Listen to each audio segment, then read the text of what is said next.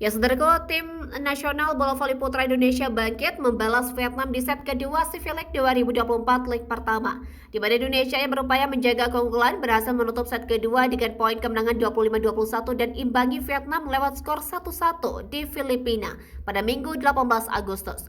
Pada set kedua ini, Indonesia mengusung misi revenge dan langsung menekan Vietnam di awal laga. Lewat keunggulan 3 poin, Indonesia memimpin dengan kedudukan 6-3 atas Vietnam di awal laga. Namun bola-bola quick dari Vietnam patut diwaspadai oleh Indonesia. Pasalnya, Vietnam mengandalkan quick apik mereka untuk menghadirkan poin dan mengikis ketertinggalan mereka. Dan Vietnam berhasil imbangi Indonesia dengan kedudukan 7-7. Berangkat dari kedudukan tersebut, Vietnam berhasil mendapatkan poin keunggulan dan membalikkan keadaan. Indonesia berada dalam posisi tertinggal mengupayakan pengejaran dan lewat serangan gagal dari Vietnam, Dio Zulfikri DKK samakan kedudukan di angka 10-10. Selanjutnya, poin serangan dari Randy Tamamilang membawa Indonesia membalikkan keunggulan. Ditambah servis es dari Dio Zulfikri menghadirkan tambahan poin bagi Indonesia. Dominasi Indonesia terus berlanjut dengan variasi serangan yang dilakukan oleh Boy Arnes. Tetapi Vietnam yang menolak menyerah melakukan pengejaran dan memperketat selisih menjadi 1 poin.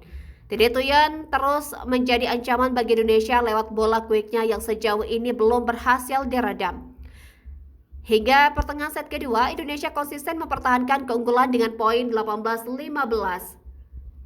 Namun Vietnam terus membayangi keunggulan Indonesia dengan selisih poin yang ketat 19-17. Memasuki penghujung set kedua, Vietnam menyusul Indonesia dengan kedudukan 18-20. Indonesia yang tak ingin lengah terus menambah dominasi mereka di penghujung set yang kedua. Satu serangan dari Boy Arnes membawa Indonesia unggul 23-18 atas Vietnam. Dan set kedua berhasil diamankan Indonesia dengan poin akhir 25-21 dan imbangi Vietnam dengan skor set 1-1 di SEA League 2024.